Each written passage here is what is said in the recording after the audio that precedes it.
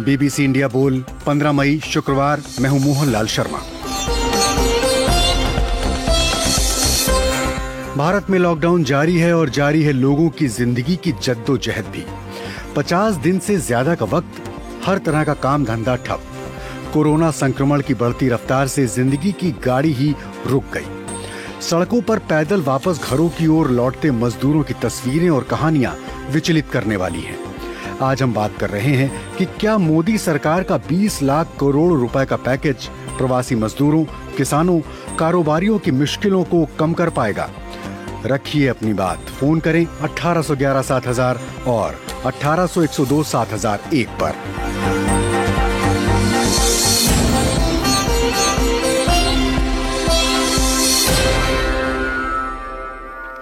भारत में शाम के 7:30 बज चुके हैं और आप सुन रहे हैं बीबीसी हिंदी सेवा की हमारी विशेष प्रस्तुति इंडिया बोल।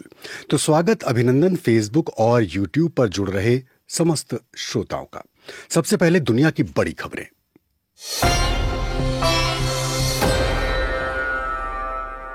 दुनिया भर में कोरोना वायरस के संक्रमण से मरने वालों की संख्या बढ़कर 3 लाख के पार पहुंच गई है। करीब 45 लाख लोग दुनिया भर में इसकी चपेट में हैं। जॉन हॉपकिंस यूनिवर्सिटी के आंकड़ों के मुताबिक दुनिया का सबसे अधिक प्रभावित देश अमेरिका है, जहां मरने वालों की संख्या 86,000 से ज्यादा है और संक्रमण के मामले 14 लाख से ज्यादा हैं। संक्रमण के आधार पर रूस दुनिया का दूसरा सबसे बड़ा प्रभावित देश है। रूस में संक्रमण के 2,52,000 से अधिक मामलों की पुष्टि हो चुकी है और रूस में मृतकों की संख्या तुलनात्मक रूप से कम है। रूस में कोविड-19 के कारण अब तक 2,305 लोगों की मौत हो चुकी है। मरने वालों की संख्या के आधार पर ब्रिटेन दूसरे स्थान पर है। ब्रिटेन में अभी तक 33,000 से ज्यादा लोगों की जान जा चुकी है, जबकि यहां संक्रमण के 2,34,000 से ज्यादा मामले हैं। भारत में कोरोना संक्रमण के मामले बढ़कर लगभग 82,000 हो गए हैं, जबकि मृतकों की संख्या 2,649 हो गई है। लगभग 28,000 लोग इलाज के बाद ठीक भी हो चुके हैं। भारत में सबसे अधिक प्रभावित राज्य महाराष्ट्र है। संक्रमण के 27,524 मामले और मृतकों की संख्या 1,019 है। संक्रमण के लिहाज से दूसरे स्थान पर तमिलनाडु है, जहां 9,674 मामले हैं और मृतकों की संख्या 66 है। कोरोना महामारी को लेकर अमेरिका के राष्ट्रपति डोनाल्ड ट्रंप के चीन से संबंध तोड़ने की धमकी के बाद चीन ने अमेरिका से महामारी से लड़ने में सहयोग करने का आग्रह किया है। चीन के विदेश मंत्रालय ने कहा है कि दोनों सरकारों को मिलकर इस वायरस से लड़ना चाहिए, पर उन्होंने साथ ही ये भी कहा कि इसके लिए जरूरत इस बात की होगी कि अमेरिका हमारे साथ मिलकर काम करने की इच्छा रखे। अमेरिका के राष्ट्रपति ने चीन से सारे संबंध तोड़ने की धमकी दी थी और एक बार फिर चीन पर महामारी को रोकने के लिए पर्याप्त प्रयास न करने का आरोप लगाया था। दोनों देशों के रिश्ते अमेरिकी सेनेट के एक बिल पास करने की वजह से बिगड़ सकते हैं, जिसमें सेनेट ने चीन के शियांजिंग प्रांत में मानवाधिकारों के हनन को लेकर चीन को सजा दिए जाने की बात की थी। रूस में मानवीय सहायता के तौर पर उत्तर कोरिया को 25,000 टन गेहूं भेजा है। प्योंगयांग में स्थित रूस के दूतावास ने एक फेसबुक पोस्ट के माध्यम से इसकी जानकारी दी है। इस फेसबुक पोस्ट में रूसी दूतावास ने लिखा है कि जहाज के चालक दल को क्वारंटीन में रखा गया है और बंदरगाह के एक अलग क्षेत्र में सारा माल उतारा जा चुका है। संयुक्त राष्ट्र की अप्रैल में प्रकाशित एक रिपोर्ट में चेतावनी दी गई थी कि करीब 1 करोड़ उत्तर कोरियाई लोग भोजन की गंभीर कमी का सामना कर रहे हैं। उत्तर कोरिया का दावा है कि उसके यहाँ कोविड-19 का एक भी केस नहीं है। सऊदी अरब में कोरोना वायरस संक्रमण के अब तक 46,869 मामले सामने आ चुके हैं और इनमें से 77% लोग संक्रमित हैं। मक्का, रियाद, जेद्दा, मदीना और दम्माम में हैं। इन 4 शहरों में सबसे ज्यादा मामले मक्का में हैं। कोरोना वायरस महामारी के बीच वर्ल्ड बैंक ने भारत के लिए सामाजिक सुरक्षा पैकेज की घोषणा की है। सरकार के कार्यक्रमों के लिए विश्व बैंक ने $1 अरब का पैकेज देने की घोषणा की है। तो ये थे अब तक की दुनिया की बड़ी खबरें। नेता बोले, अफसर बोले, पैसा बोला, बंदूक बोली, अभिनेता विलन बोले, नहीं बोल सके तो बस आप। अब इंतजार खत्म, जुबान पर लगे ताले खोल। बीबीसी इंडिया बोल।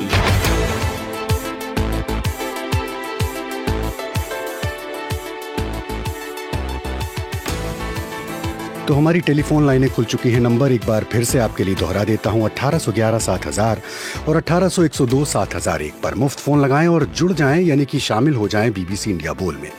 और आज आप जिस पर अपनी बात रखने वाले हैं वो ये है कि मोदी सरकार का 20 लाख करोड़ रुपए का पैकेज क्या प्रवासी मजदूरों, किसानों, कारोबारियों की मुश्किलों को कम कर पाएगा। साथ ही हमारे साथ कार्यक्रम में शामिल हैं आर्थिक मामलों के जानकार आलोक पुराणिक। इससे पहले कि हम श्रोताओं के पास चलें और इससे पहले कि हम आलोक पुराणिक के पास चलें, उनसे टिप्पणी लें, पहले एक उस व्यक्ति की कहानी सुनते हैं जो कि प्रवासी है और चल पड़ा है अपने घर की ओर। प्रदीप कुमार, हमारी उम्र है 30 साल। हम अहमदाबाद पे काम करते थे। हम कपड़े मिल पे काम करते हैं, फैक्ट्री में। हम बुढ़ावा गांव के रहने वाले हैं, जिला फतेहपुर के। 1.5 महीने तक काटे जैसे तैसे, जो अपने पास खर्चा पानी था उसी की वजह से काटे। और फिर उसके बाद जब सरकारी वाहन सुना कि ऑनलाइन नाम वाम कराए जा रहे हैं और बसें लगी हैं सरकारी, तो वहाँ से निकलने के बाद बस में बैठे, बस ने छोड़ा। फिर साबरमती स्टेशन में जाने के बाद ट्रेन में बैठे। कहीं से कोई रुपया पैसा नहीं मिला। जो भी पैसा हम लोगों ने कमाया था वही पैसों से राशन पानी जो भी था, रूम भाड़ा, यहाँ तक कि कुछ नहीं हमारा माफ हुआ। उसके बाद भी अपना राशन पानी दे लेने के बाद भी जो बचा, तो उसके बाद फिर जो बचा तो उसके बस सोचा कि अब जाना चाहिए, नहीं तो यहीं भूख से मर जाएंगे। जब राशन पानी नहीं बचा तो वहाँ से भागना पड़ा। फिर जो भी जमा पूंजी थी हमारी 1.5 महीने में राशन पानी में सब लोगों की चली गई। जब कोई सुन नहीं रहा अपने लोगों की, चाहे रोड में चिल्लाओ या कंपनी वालों के पास चिल्लाओ, तो क्या मतलब है रुकने से। वहाँ क्या करना है, जब कोई काम काज लगेगा तो करेंगे, नहीं तो परदेश जाने के लिए तो बहुत दिन अब बंद रहेगा। ये बहुत दिन अब जाना ही नहीं है परदेश। आने में क्या मदद की, 250 रुपया टिकट के भी लिए ना हम लोगों से। पैसा देना पड़ा बसों में, 250 रुपये हर मजदूर से 250 रुपये लिए गए। जिसके पास नहीं थे तो उसको बोल रहे थे उतार दो इसको। बोलते हैं वो 1000 रुपये मिलना था उसको, वो भी नहीं मिला है। सब ऐसे सरकार को हम क्या सर, यहाँ तो बहुत मजबूरियां हैं। अपना खाना अपना कमाना है तो अपना खाओ कमाओ, बस क्या है, कैसे चलाएंगे। बस यही मेहनत मजदूरी जो मिलेगी वो करेंगे, नहीं तो घर बैठेंगे। खेत है ही नहीं, एक भी खेत नहीं है। खेती किसानी दूसरे की करना पड़ेगा और क्या। सरकार क्या कर सकती है। अब घर घर देखे तो उसकी मुसीबत हल हो। अब घर घर नहीं देखेगी तो जो आदमी पावरदार है उसी का घर भरता है। हम गरीबों का थोड़ी ना भरता है। अपने जो करते हैं उसी से घर बनना है। सरकार के लिए वही उम्मीद है, बस हवा पानी मिलता रहे उतने काफी है। ये लॉकडाउन जो चल रहा है ना, ये बड़ों के लिए सही है लेकिन छोटों के लिए तो बहुत गलत है। पैसे नहीं है जिनके पास तो क्या करेंगे, या मरेंगे, कोरोना से मरेंगे या भूख से मरेंगे। क्या कहना है, बस हमें कुछ नहीं कहना है। क्या मतलब उससे कहने से, बस यही है कि गरीबों के लिए थोड़ी कोई सुविधा मिले तो ज्यादा बेहतर है। सरकार की उम्मीद से सही पूछो तो ये गरीब आदमी जीता नहीं है। गरीब आदमी बस अपना खाता है, अपना कमाता है। वोटिंग की बात आती है तो अपना जिसमें चाहे उसमें डाल देता है। क्या करे वो बेचारा। प्रदीप कुमार की कहानी आप सुन रहे थे। आर्थिक मामलों के जानकार आलोक पुराणिक कार्यक्रम में शामिल हैं। आलोक जी, आपने प्रदीप की कहानी सुनी।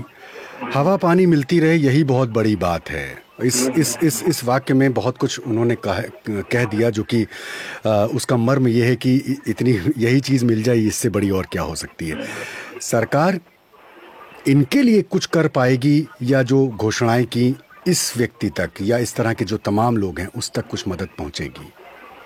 देखिए, एक तो मैं थोड़ा सा उसको दुखद गाथा सुन रहा था और ऐसे बहुत गाथाएं हैं और ये बहुत भारी ट्रेजिक मामले हैं। दरअसल मैं इसको ऐसे विजुलाइज करता हूँ कि मेडिकल टर्म में जैसे एक होता है किसी व्यक्ति को डायबिटीज हो जाए, किसी को हार्ट अटैक हो जाए तो टैकल उसको करते हैं, लेकिन एक टर्म होता है मल्टी ऑर्गन फेलियर, यानी कि सारे अंग जवाब दे जाए। तो जो झटका है ना ये कोविड का, ये इस तरह का झटका है, मतलब मल्टी ऑर्गन फेलियर है। और सरकारें घोषणाएं कर रहे हैं, सरकारें नीतियां बना रहे, लेकिन ग्राउंड लेवल पर आते आते उसमें बहुत वक्त लगेगा। तो जो बात कह रहे हैं ये 100% सही बात है कि आपको अपनी स्थितियों पर, अपनी क्षमताओं पर स्वयंसेवी संगठनों के या किसी निजी प्रयासों से सरकार द्वारा घोषित जो वहां से चल के नीचे पहुंचेगा,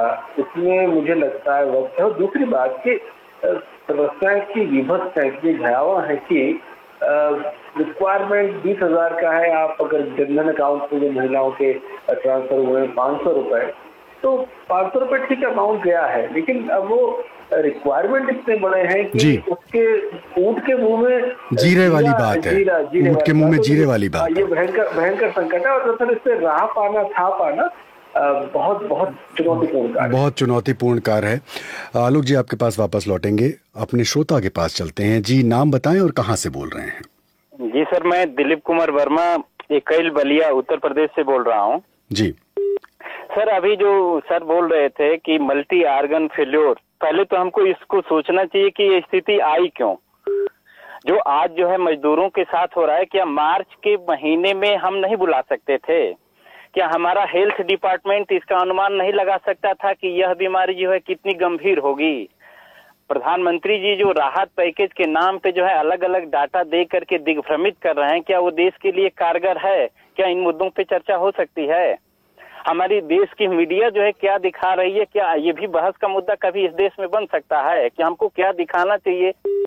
पब्लिक को जो है कैसे कैसे हम भ्रमित करके कब तक टालेंगे इस बीमारी को और मल्टी आर्गन फेल्योर की बात करेंगे? जब शुरुआत में कोई आर्गन हमारा फेल्योर हुआ तो क्या हम उसके प्रति सीरियस थे? क्या इस पे चर्चा होगी? क्या हमारा हेल्थ डिपार्टमेंट जो है इतना अनुमान लगाया? ये तो चाइना से चला, दिसंबर में चला, आखिर हम कर क्या रहे थे? हमारा सवाल सर यही पे है। क्या कर रही थी सरकार और क्या हम कहां पर हो गई चूक? एक श्रोता को कार्यक्रम में और शामिल कर रहे हैं। जी नाम बताएं, वो कहां से बोल रहे हैं? हेलो जी, नाम बताएं। जी मैं शमसुल हसन बोल रहा हूँ। जी कहाँ से बोल रहे हैं? सीतापुर फैजाबाद से। अच्छा, सीतापुर से बोल रहे हैं, फैजाबाद से। जी जी जी जी। ये आज का आपका टॉपिक जो है मोदी सरकार के आर्थिक पैकेज पर राय।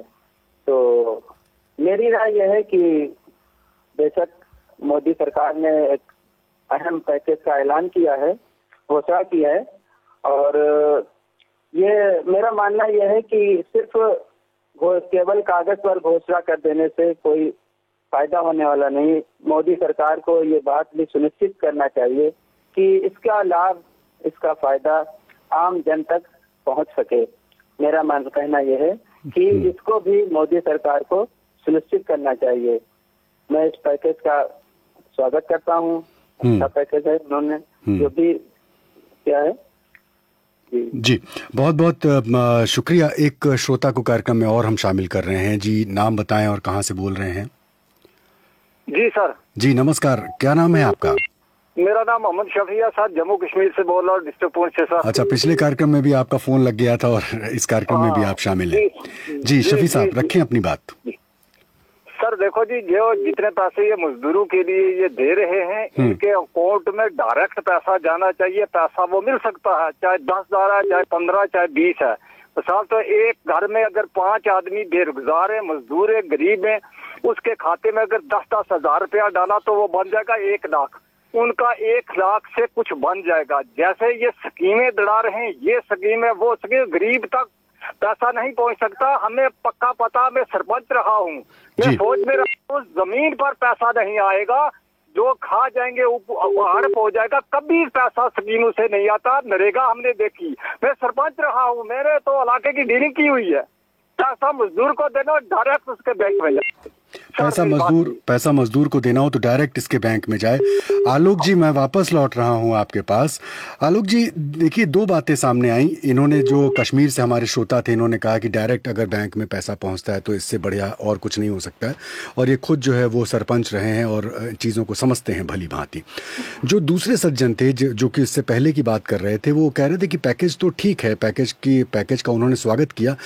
मेरी बात ये है आपसे कि निर्मला सीतारमण जो भारत की वित्त मंत्री हैं, लगातार आज तीसरे दिन भी उन्होंने प्रेस कॉन्फ्रेंस की और एक के बाद एक पैकेजेस की घोषणा हो रही है। क्या भारत जैसे विशाल देश में इतने सारे पैकेज अगर सही तरीके से लागू हो जाएं, अमल में आ जाएं, तो एक जिसे कहते हैं कि मरहम का काम नहीं होगा, चीजें सुलझ नहीं जाएंगी? देखिए, बिल्कुल आप ठीक कह रहे हैं, मरहम का काम तो निश्चय होगा, लेकिन दो बातें हमको ये समझनी पड़ेंगी कि जो पैकेज हम सुन रहे हैं ना 20 लाख करोड़ का, इसके हाँ। दो हिस्से हैं। हाँ। पैकेज का मतलब 20 लाख करोड़ को ऐसे नहीं 20 लाख करोड़ सरकार ने दे दिए और सबकी जेब में उसको डिवाइड करके पहुंचा देंगे। ये पैकेज दरअसल क्या है कि इसका बड़ा हिस्सा, जैसे मान लीजिए कि 6 lakh crore 8 lakh crore reserve bank of India ने बैंक्स के पास छोड़ा हुआ है कि आप कर्ज दें, है ना, आप कर्ज दें, वो भी 20 लाख करोड़ के पैकेज का हिस्सा है, लेकिन वो आपको नहीं मिलेगा, वो उस कारोबारियों को मिलेगा जो कि उसके लिए जाएंगे, जो उसके लिए लोन लेने जाएंगे। तो अमाउंट से ये कंफ्यूज ना करें कि वो पैसा हर एक की जेब में आने वाला है। और दूसरी बात, जो सबसे बड़ी बात यह है कि इसमें जो सबसे कष्ट में तबका है वो करीब 15 करोड़ की आबादी हमारे देश में है, माइग्रेंट लेबर की, जो इधर से उधर जाती है। देखिए, व्यवस्थाएं हैं, जैसे पैसा पहुंच भी जाए, आपके खाते में पहुंच जाए, पर आप उम्मीद करें, कल्पना करें कि एक माइग्रेंट लेबर है, सूरत से चल रहा है, सूरत से चल के जहां से पहुंचा है, जहां से चल के ग्वालियर पहुंचा है, अभी इसको आप कैसे हेल्प करोगे? इसके पास राशन कार्ड है तो भी किस तरह से राशन लेगा? इसके पास बैंक से पैसे कहां से निकालेगा? तो मतलब पॉइंट ये है कि सरकारी सहायता पहुंचेंगी तो भी जो समाज का सबसे विपन्न तबका है, जो आप इसे माइग्रेंट लेबर कह सकते हैं, ये मुझे लगता है कि तात्कालिक तौर पर काम ये हो जाना चाहिए कि जो जहां है वहां मनरेगा वहीं ऑन द स्पॉट शुरू कर देना चाहिए। अहमदाबाद में जैसे, तो अभी हम मनरेगा की बात करते हैं, वो ग्रामीण स्तर पर है, ये माइग्रेशन हुआ है, बेसिकली हुआ है शहरी स्तर से। अब ये बहुत सही वक्त है कि हम कुछ शहरी रोजगार गारंटी योजना भी शुरू करें। भाई, सारे गरीब गांव में नहीं रहते, शहर में रहते हैं, और जो जहां है, और इस देश में अगर आप उस लेवल पे जाकर देखें कि एक लेबरर को ये सुनिश्चित हो जाए कि मुझे रोज 200-250 मिल जाएंगे, यहाँ मेरे खाने पीने का इंतजाम है, तो शुरू से तेरा बंदा जहां से भी रुक जाएगा, ग्वालियर भी रुक जाएगा, जहां वो रुक जाएगा, तो वो तात्कालिक इंतजाम उसको दे दें, दाल चावल खाने का इंतजाम कर दें। तो ये मूल सर्वाइवल का मसला है। अभी कितना 1000 जाएगा, 2000 जाएगा, 3000 जाएगा, वो तो बहुत बात की बात है, मतलब वो गालिब का चेहरा के खाक हो जाएंगे हम तुझको खबर होने तक, वहां से पहुंचते हम निकल लेंगे भाई, अभी रस्ते में कुछ खाने पीने का जुगाड़ कर ले। तो शहरी रोजगार गारंटी योजना ये तत्काल प्रभाव से लाई जानी चाहिए। जी, फिर से लौटेंगे आपके पास, कुछ श्रोताओं को शामिल और करेंगे और कुछ कमेंट्स भी मैं पढ़ना चाहूँगा। फरसाराम बोस ने अभी फेसबुक पर एक टिप्पणी लिखी है कि इस पैकेज में दिहाड़ी मजदूरों को क्या फ़ायदा मिलेगा। तो वित्त मंत्री निर्मला सीतारमण ने कल ही अपनी प्रेस कॉन्फ्रेंस में बताया था कि केंद्र सरकार ने अपने अपने राज्यों को लौटे प्रवासी मजदूरों के लिए 11,000 करोड़ का फंड दिया है। इसके अलावा अगले 2 महीनों तक सभी मजदूरों को मुफ्त राशन दिया जाएगा। प्रवासी मजदूरों और शहरी गरीबों को कम कीमत पर किराए के मकान मिल सके। प्रधानमंत्री आवास योजना के तहत इसका प्रबंध भी किया जाएगा। इसके अलावा बहुत सारे श्रोता हमारे इस कार्यक्रम को पसंद कर रहे हैं, तरह तरह की टिप्पणियां कर रहे हैं। सीधे कार्यक्रम में शामिल करते हैं अपने एक श्रोता को और उनकी आवाज सुनते हैं कि वो कहां से बोल रहे हैं। हेलो सर, जी मैं बोल रहा हूँ सर, सिलीगुड़ी बागडोगरा से। क्या नाम बताया आपने? सर गोपाल निमाई सर। गोपाल जी रखें अपनी बात। हाँ जी, हाँ सर, मैं ये बोलना चाह रहा था, जैसे कि ये मार्च से लॉकडाउन चल रही है, हाँ। तो सरकार जो मतलब लेबर को मतलब फैसिलिटी देना चाहिए, ये 2 दिन पहले दिए हैं। तो जो आपकी रिपोर्ट सुनता हूँ मैं डेली, तो अभी 2 दिन पहले देखा मैंने कि लेबर अभी भी पैदल जा रहे हैं। अभी सर सुन रहे हैं सर? जी हाँ। तो सर लेबर अभी भी पैदल जा रहे हैं, तो सरकार अगर रेलवे में आपको दे रहे हैं, उसके किराए ले रहे हैं। पहले तो बोलते लिए नहीं, उसके बाद बोलते हम रिटर्न कर रहे हैं। तो हम सिलीगुड़ी में फंसे सर। मेरा घर कलाईकुंडा में, पश्चिम मिदनापुर। हम 2 महीने से खुद फंसे हैं जी। हमारे पास ऐसा कोई सुविधा नहीं है जो हम पहुंच सके। हम 6 बंदे यहाँ पे पड़े हैं। सरकार तो ऐसा हमारे लिए कुछ नहीं कर रही है। जो लेबर वर्कर नहीं है सर, सरकार क्या कर रही है? मैं आपके डेली समाचार सुनता हूँ सर, डेली 2 वक्त की सुनता हूँ, अभी 7:30 बजे की भी सुनता हूँ, रात के 10 बजे वाला भी सुनता हूँ। जी बहुत मैं नियमित सीता सोता हूँ 1986 से। जी बहुत शुक्रिया आपकी अपनी बात रखने के लिए। यहीं पर एक और श्रोता हैं, उनको मैं कार्यक्रम में स्थान देना चाहता हूँ। जी नाम बताएं और कहाँ से बोल रहे हैं? नमस्कार सर। नमस्कार। मैं राजस्थान से यूनुस खान बोल रहा हूँ। राजस्थान से यूनुस खान साहब बोल रहे हैं। यूनुस साहब क्या करते हैं आप? सर मेरा सोलर का बिजनेस है। किस चीज का? सोलर प्रोडक्ट का बिजनेस है। सोलर। हाँ जी। मैं भी इस देश का एक नागरिक हूँ। जी हाँ। तो हमें क्या सर, उससे पहले जब सरकार ने पैकेज दिया बहुत अच्छी बात है, मोदी सरकार ने जो पैकेज दिया बहुत बड़ी बात है, लेकिन हमें सबसे पहले एक जिम्मेदार भारत बनना है। जिम्मेदार भारत के अंदर जिम्मेदार नागरिक आता है। अब जिम्मेदार नागरिक का कर्तव्य क्या है? एक नागरिक की रक्षा करना। ये सबसे पहले होती है इंसान में और इंसानियत की बातें, क्योंकि अब सारी चीजें सरकार करेगी, उसमें टाइम भी लगता है और उस प्रोसेस में टाइम भी होता है। आज 2 महीने हो गए, 2 महीने के बाद ये पैकेज आया है, तो गरीब 2 महीने तक क्या करता होगा, कैसे रोड पे आया, इसका जिम्मेदार कौन है? क्योंकि जब कंपनी के पास लेबर रखने की औकात नहीं है, सॉरी मैं गलत बोल रहा हूँ, लेकिन ये एक टॉपिक है, उनकी एक जिम्मेदारी बनती है कि जब मेरी लेबर सड़क पे जाएगी तो क्या खाएगी और कैसे जाएगी, क्योंकि सब चीजें बंद है। लॉकडाउन का मतलब लॉक है। अब अगर उन्होंने छोड़ा है तो क्यों छोड़ा? अगर कोई भी किसान, जो भी बिजनेसमैन है, वो अपना लेबर को कंट्रोल कर सकते थे, चाहे वो 10 है 15 है, उनको खाने की रहने की व्यवस्था कर सकते थे। अगर ऐसा नहीं होता है तो सरकार को एक्शन लेना चाहिए उन लोगों पे जो 2 महीने तक भी अपने लेबर को नहीं संभाल सके। मैं आपसे एक चीज जानना चाहता हूँ कि आपका सोलर पैनल का बिजनेस है, सोलर का काम है। आपके व्यवसाय में कितना फर्क पड़ा है? क्या काम हो रहा है या बिल्कुल बंद है, और क्या स्थिति है? बिल्कुल ऐसा है, काम बहुत बंद हुआ है, काम अभी खत्म हुआ है। बट ये है कि जो हमने पहले काम किया है उनके अंदर जो हमने कमाया है, तो उसके अपना जीवन भी यापन कर सकते हैं। जो हमारे साथ जुड़े हुए हैं काफी सालों से, उन लेबरों का हम ध्यान भी रख सकते हैं, और हमने भी तो किया है। तो आगे की क्या योजना है? आगे की क्या योजना है आपकी? सर ऐसा है, बिजनेस तो जरूर रहेगा, चाहे कोई भी बिजनेस है, चाहे किसी भी फील्ड का है, बिजनेस सारे चलेंगे। लेकिन लॉकडाउन के बाद धीरे धीरे अभी क्या है कि सारा अस्त व्यस्त हो गया है, अर्थव्यवस्था भी अस्त व्यस्त हो चुकी है, तो उनको टाइम लगेगा। तो मतलब right from the scratch, right, सब कुछ खत्म नहीं हुआ है, एक उम्मीद की किरण बाकी है। नहीं बिल्कुल सर, ऐसा नहीं है सब कुछ खत्म हो गया है, सब कुछ सही है, बट एक अपने को लाइन चाहिए। अभी क्या है कि महामारी है, बीमारी से बचना है, बिजनेस तो अपने बाद में कर लेंगे। जब जिंदा बचेंगे तब बीमारी।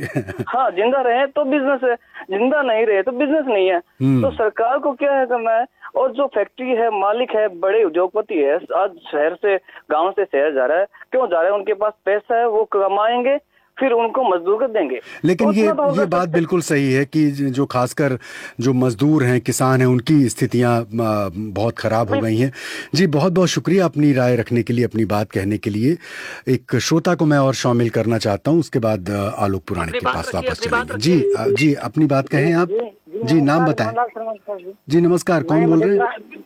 मधेपुरा बिहार से बोल रहा हूँ सर, मैं विकास जी रखें मैं अपनी सर बात। ये जानना चाहता हूँ कि कुछ प्राइवेट जो संस्थाएं हैं, हाँ जी, तो प्राइवेट संस्थाएं जिस तरह से अपने सभी कर्मचारियों को काम करवाते हैं, उस तरह से सब दिन उसके साथ रहा है, जितने दिन उनके संस्थाएं चले हैं, दुख और सुख में साथ रहे हैं।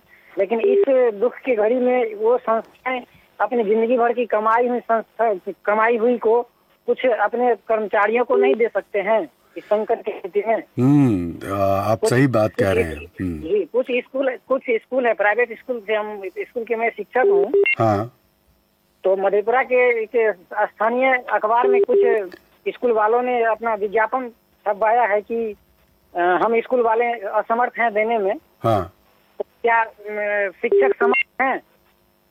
जी मैं आपकी बात समझ गया, सीधे आलोक पुराणिक के पास चल रहा हूँ।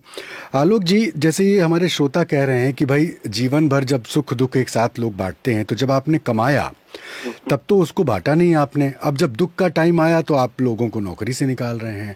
आप कहते हैं कि भाई हमारी जिम्मेदारी खत्म हो गई। इस समस्या का, और ये वाकई बिल्कुल बात सही है कि अगर इनकमिंग ही नहीं है तो आउटगोइंग कहाँ से होगी? जब कमाई नहीं है तो कोई भी बड़ा नियोक्ता जो है, जो अपना जिसके पास लेबर होंगे, काम करने वाले लोग होंगे, कब तक देगा? आपकी समस्या के 2 आयाम है, एक तो नैतिक आयाम और एक कानूनी आयाम। नैतिक आयाम तो ये भाई कि कानूनी आयाम तो देखिए ये है कि लोग, तमाम राज्यों ने मजदूरों के जो श्रमिक कानून है वही बदल दिए। हाँ वही और आज सुप्रीम कोर्ट का फैसला भी एक आया है कि जो एम्प्लॉयर्स अगर पेमेंट नहीं दे पा रहे हैं तो एम्प्लॉयर की धरपकड़ नहीं की जानी चाहिए, है ना। तो पॉइंट इसमें दो है कि नैतिक का तकाजा ये है कि भाई आपको हर हाल में वर्कर्स को अपने फैमिली मेंबर से रखना चाहिए, लेकिन अब जो जिनके पास पैसा है वो नहीं रख रहे हैं तो वो तो एक तरह का अनैतिक लोग हैं, खराब लोग हैं, और उनसे तो सामाजिक बचना भी हो और कानूनी कार्रवाई अगर संभव हो तो हो। लेकिन एक मसला ये है कि एक दुकानदार है जो तो छोटे लोगों के साथ काम करता है, वो दुकान 2 महीने से नहीं खुली, वो दुकानदार भाई नहीं कमा रहा, और आपने कहा कि इनकमिंग नहीं है तो आउटगोइंग कैसे हो। तो दरअसल वो छोटा बड़ा मजदूर का मामला, वो कोई बहुत धन्ना सेठ अरबपति नहीं है। तो जो छोटा कारोबार है वो तो बिल्कुल पिस गया।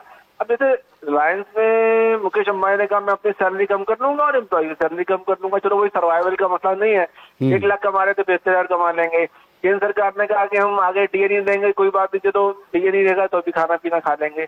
लेकिन अब जो 3 लोगों को लेकर कारोबार कर रहा है, उसकी दुकान नहीं खुली, तो अब दो उसमें एम्प्लॉय कैसे दे। जहाँ स्कूल की बात हमारे मित्र ने कही, ये ऐसे विज्ञापन मधेपुरा में नहीं, आगरा के स्कूल के दौरान में विज्ञापन देख रहा था कि उन्होंने कहा कि साहब पैसे हमारे पास नहीं है। तो अब पैसे नहीं है वो तो एक छानबीन का विषय है, लेकिन भाई सवाल ये है कि थोड़े बहुत जितना भी हो उसे शेयर करें। लेकिन मुझे कहना यह है कि जो भारतीय कारोबारी आमतौर पर है ना, उसमें नैतिकता का भी बड़ा गहरा अभाव है।